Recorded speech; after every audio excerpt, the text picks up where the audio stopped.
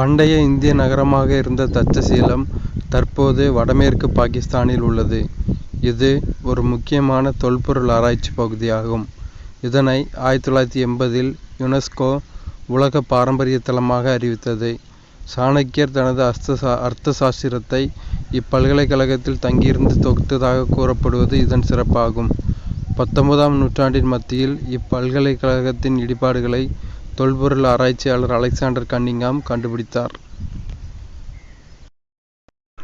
பண்டைய காலத்தில் நாலந்தா பல்கலைக்கழகம் கிபி பொது ஆண்டு 5ஆம் நூற்றாண்டு முதல் கிபி பொது ஆண்டு 12ஆம் நூற்றாண்டு வரை கற்றலின் மையமாக இருந்தது. தற்போதைய பீகாரில் உள்ள ராஜகிருகத்தில் அமைந்துள்ள நாலந்தா பல்கலைக்கழகம் உலகின் பழமையான பல்கலைக்கழகங்களில் ஒன்றாகும். நாலந்தா மகா விகாராவின் இடிபாடுகளை ஐநா சபையின் யுனெஸ்கோ நிறுவனம் உலக பாரம்பரிய தளமாக அறிவித்துள்ளது.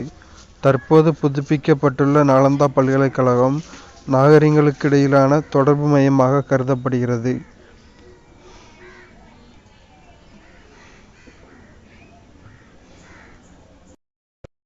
பல சமய மடங்களும் மடாலயங்களும் கல்வி வளர்ச்சிக்காக நிறுவப்பட்டன. ஸ்ரீரங்கத்தில் உள்ள அகோபில மடம் அவற்றுள் ஒன்றாகும். அங்கு ஸ்ரீ ராமானுஜர் கல்விக்காக தன்னுடைய குறிப்பிடத்தக்க பங்களிப்பை வழங்கியுள்ளார்.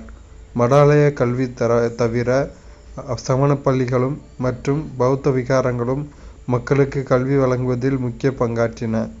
அனைத்து துறைகளை சார்ந்த புத்தகங்கள் கொண்ட நூலகத்தினை அவைகள் பெற்றிருந்தன.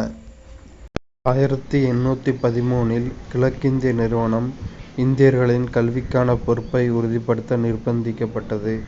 1813ஆம் ஆண்டின் பட்டய சட்டம் இந்தியாவில் கல்வியை மேம்படுத்துவதற்காக ஆண்டுதோறும் 1 லட்சம் ரூபாய் தொகையை வழங்குவதற்கான ஏற்பாட்டை செய்தது.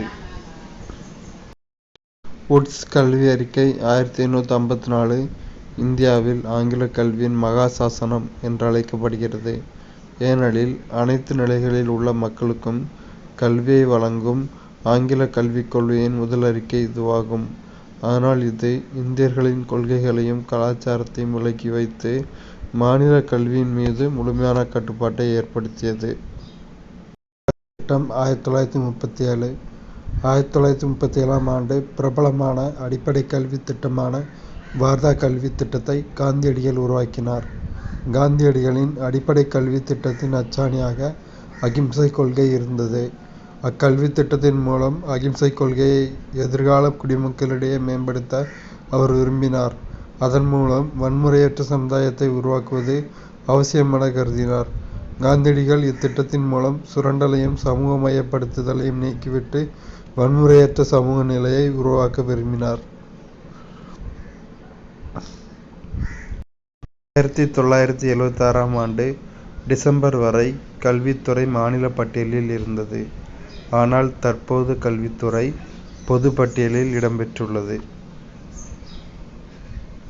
ஆனது சமூக முன்னேற்றத்தின் அடித்தளமாக அங்கீகரிக்கப்பட்டுள்ளது. இல்லங்கள், கோயில்கள், பாடசாலைகள் மற்றும் குருகுலங்கள் ஆகிய இடங்களில் அப்பகுதிக்கேற்ற கல்வி வழங்கப்பட்டு வந்தது. இஸ்லாமிய கல்வியை அறிமுகப்படுத்தியதன் மூலம் இடைக்காலத்தில் கல்வி ஒரு மாற்றத்தை கண்டது.